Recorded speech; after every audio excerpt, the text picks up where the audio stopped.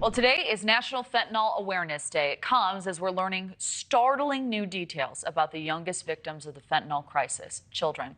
A new study found 40 infants were killed by fentanyl over the course of a year, more than twice as many toddlers, and more than 1,500 children and teens in total became victims of the nationwide fentanyl epidemic.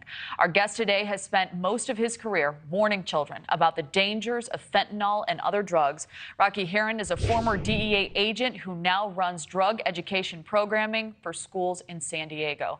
Thank God for your work. So, Rocky, you've talked to hundreds of thousands of children about this. What is the critical message you want them, you want their families to hear? Hi, Kelly.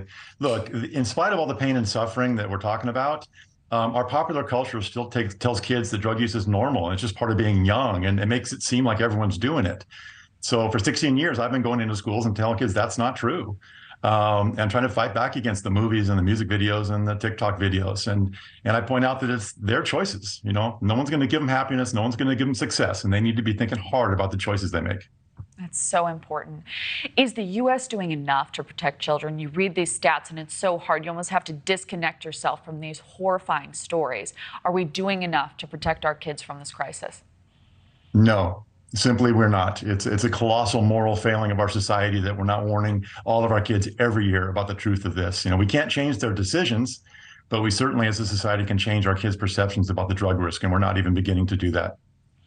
So I'm assuming the first line of defense, messaging, and you know this is our youngest, most vulnerable, and they have access to this drug. So what do we do to not only get the word out, but then stop the crisis, stop these drugs from getting into their hands? Well, while we're trying to fight the cartels and deal with the production of the drug, I think we need to start fighting the next generation of users. You know, if we can somehow begin to push back against young kids entering drug consumption, you know, maybe eventually we'll have a way out.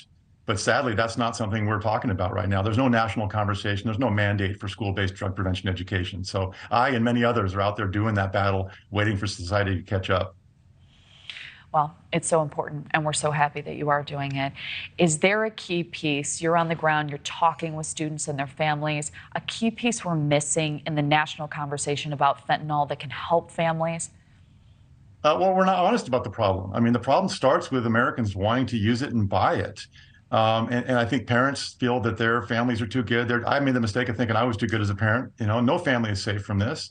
And we need to start having an honest and constant conversation with our kids and our families about the risk of this.